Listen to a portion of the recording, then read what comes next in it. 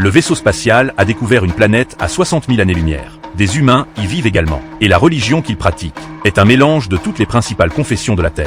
Les scans du vaisseau spatial ont révélé que les bâtiments datent de 2026. À cette époque, les humains n'avaient pas encore la capacité de voyager dans l'espace. Afin de comprendre comment ils sont arrivés sur cette planète, Park a mené une équipe pour atterrir sur la planète.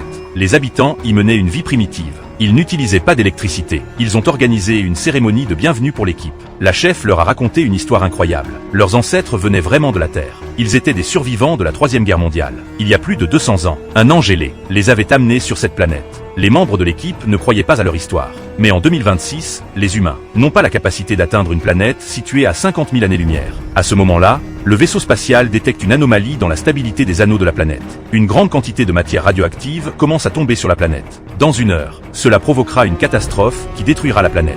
Mais à cause des interférences causées par les matières radioactives, le vaisseau spatial ne peut pas communiquer avec l'équipe d'atterrissage. Tout le monde commence à discuter des moyens de les secourir. Ils utilisent ensuite un rayon tracteur pour l'éloigner de la planète. Les débris radioactifs sont attirés par l'énorme gravité de la météorite et déviés de leur orbite initiale. Ils utilisent ensuite le moteur de propulsion pour éviter la collision. Une fois le signal rétabli, le vaisseau spatial ramène l'équipe d'exploration. Afin d'enquêter sur la situation, Park débarque à nouveau sur la planète. À ce moment-là, une violente secousse se produit soudainement autour d'eux. Une force puissante a retenu le vaisseau spatial. En même temps, une sphère lumineuse géante est apparue devant leurs yeux. Après analyse, ils ont déterminé que cette sphère avait un diamètre de 800 km. Il s'agissait d'une forme de vie organique qui existait depuis plus de 100 000 ans. La sphère émettait continuellement une sorte de rayonnement vers l'extérieur. Le signal du vaisseau spatial a également été gravement perturbé. À ce moment-là, les lignes électriques ont subi une panne. Un virus a commencé à se propager dans tous les systèmes du vaisseau spatial. Afin de désamorcer la crise, il se prépara à attaquer la sphère. Ses compagnons l'en empêchèrent immédiatement. Si l'adversaire avait voulu détruire le vaisseau spatial,